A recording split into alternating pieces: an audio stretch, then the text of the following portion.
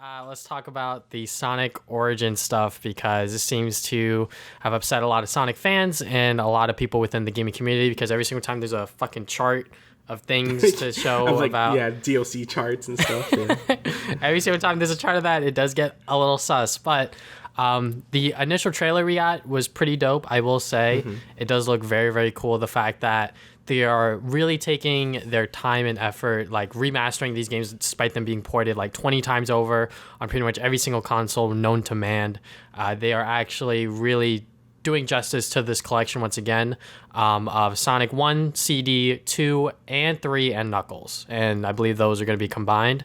And those are going to be fully remastered. It's going to come out on June 23rd.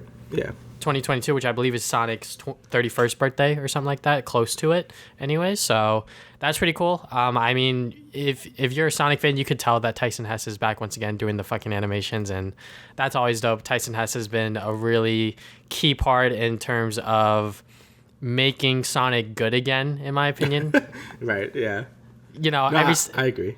Everything that he's done with from the animations, the artwork, the comic book covers, even his work within the Sonic 2 movie. You know, he was pretty much brought on after the whole controversial first design of the character. They're like, hey, can you like help us?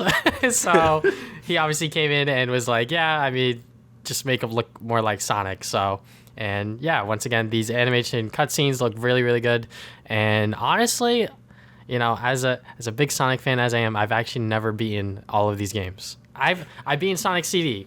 But I haven't finished Sonic 1, 2, 3, and Knuckles. So roast me in the comments if you want. But what do you think of this trailer? Yeah, I thought it was awesome. Like, again, like that, those animations are always really good. Like, always like how he draws classic Sonic and like that I guess Sonic CD vibe, like in the beginning of Sonic CD. Like, I always really like that like art style for classic Sonic. And yeah, it looks like they're just putting a lot of effort into this, unlike, you know, Nintendo with the Mario All-Stars collections and stuff. Like, it really seems like they're putting a lot of effort into these ports and stuff. Well, I guess remasters instead of ports. Because Sonic 1, 2, and CD were the mobile ports, I believe, but like they made them, like people wanted them in consoles forever. Because they added like a whole bunch of new quality of life stuff. You know, the games just look better and run better. And yeah, people were just wondering where it was like for console players, and now we're getting it. Plus, you know, 3 and Knuckles, which are like separate. No, I'm sorry, they're together in this one. And yeah, it just looks like there's a bunch of cool features and stuff. I love the animations and stuff. A lot of, yeah, like I said, a lot of new features. Like they have like a story mode where you could play all the games in like chronological order. So you can play like through Sonic 1, then CD, then 2, then 3, and Knuckles with like cutscenes in between them. Like I think that's really cool. And I've also like I've beaten like Sonic 2 and 3. One I think I beat one. I think I beat all of them except CD, but I never got like all the Chaos Emeralds or anything because I hate special stages like a lot. So yeah, but I'm really looking forward to getting this because I think this is a good, like, probably the best collection we've gotten for Sonic games since like Mega Collection or whatever. So yeah, I mean the price of it is a bit steep in my opinion. I think $40 is a little crazy for games that are this old, but if they're doing what they're doing and they're actually improving the games significantly, I mean the fact that, you know, they made these games 16:9 and HD fully remastered and all of the bells and whistles, like that's super cool, and you know obviously they deserve to get paid for their work. I think $30 would have been a little more reasonable, but it probably could have been a bit cheaper.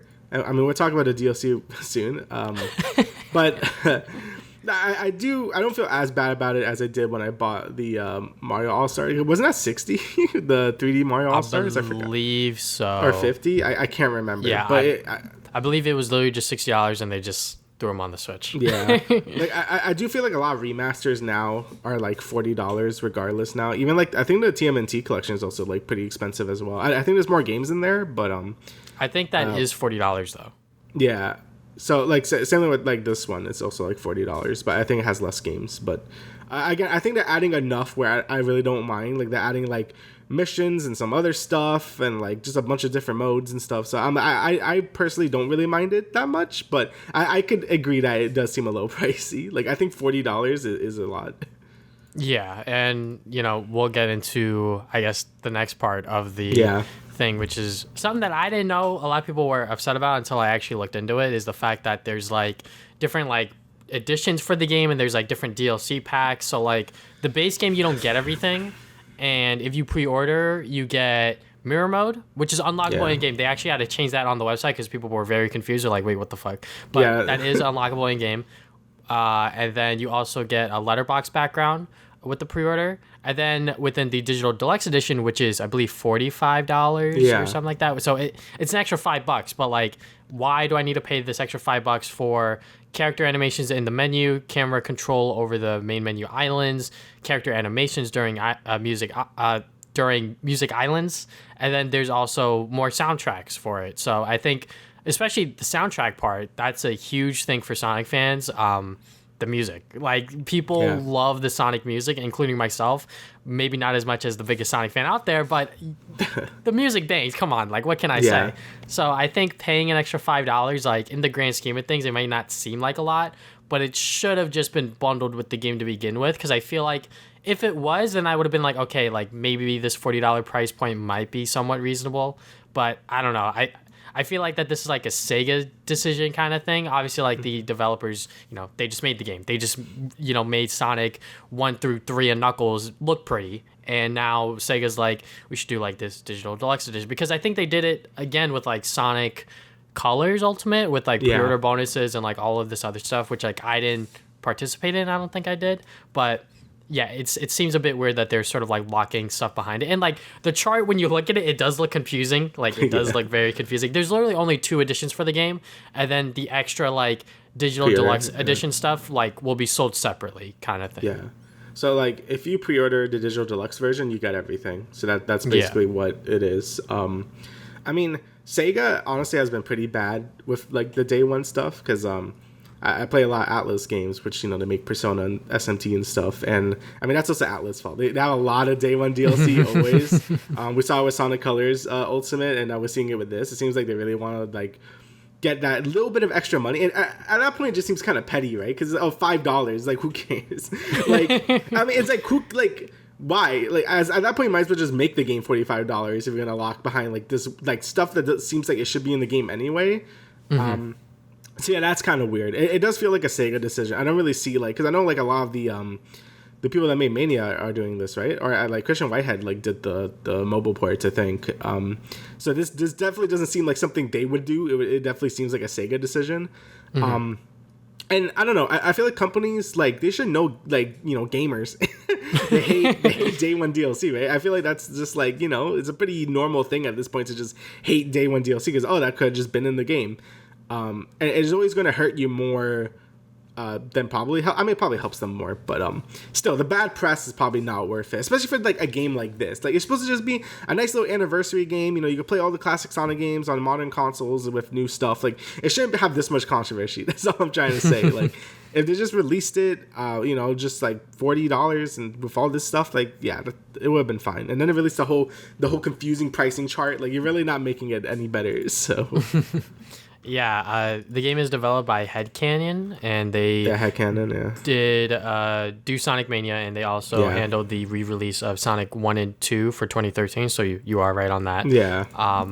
But yeah, I mean, I just don't see the reason to be nickel and diming people, especially because now the gaming community and people on Twitter are like aware of this situation. They're like, should I really be buying this game now? Like, obviously, like, I'm gonna still fucking buy it. Like, I'm not. Yeah, I'm gonna buy it too.